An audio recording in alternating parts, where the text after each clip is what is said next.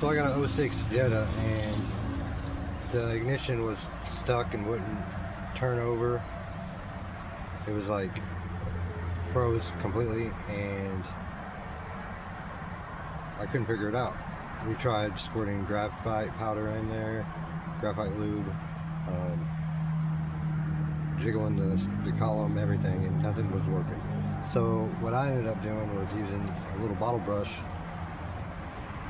like you use on the nipples of baby bottles, and I stuck it in the ignition back and forth, cleaned it out, see how nasty it is.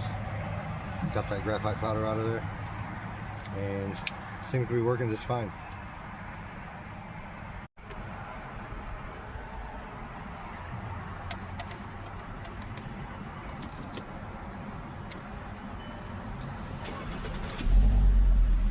It's a little stiff, but it works.